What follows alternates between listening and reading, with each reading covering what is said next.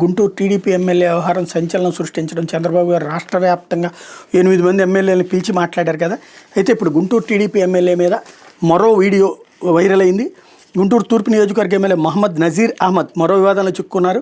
ఇప్పటికే టీడీపీ మహిళా కార్యకర్త షేక్ సూఫియా ఎమ్మెల్యే మీద తీవ్ర ఆరోపణలు చేసిన విషయం తెలిసిందే.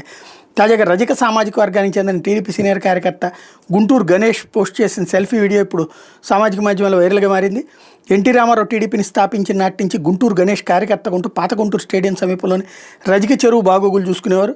2024 ఎన్నికల్లో నజీర్ అహ్మద్కి మద్దతుగా ప్రచారం చేశారు. ఆ సమయంలో రజక చెరువు సత్రానికి సంబంధించి పూర్తి ఆజమాయిషీ గణేష్కే ఇప్పిస్తానని చెప్పి నజీర్ గెలిచాక మొహం చాటేశారు. దీంతో గణేష్ ఎమ్మెల్యే తీరు మీద రగిలిపోతూ వీడియో విడుదల చేశారు. రజక సత్రం అనేది కేవలం కొద్ది ప్రాంతాలకు చెందిన వాళ్ళకి మాత్రమే ఉండేదని, దీన్ని ఎమ్మెల్యే అనుయాయులు ఇష్టానుసారం దోపిడీ చేస్తున్నట్టు గణేష్ అందులో ఆరోపించారు. కొత్తగా కమిటీ సభ్యులుగా చెప్పుకుంటున్న కొందరు వ్యక్తులు ఒక షెడ్డు నిర్మించి ఎమ్మెల్యే అండతో భారీ ఎత్తున వసూళ్లకు పాల్పడ్డారని, సత్రంలో వస్తున్న ఆదాయాన్ని స్వాహా చేస్తున్నారని తెలిపారు.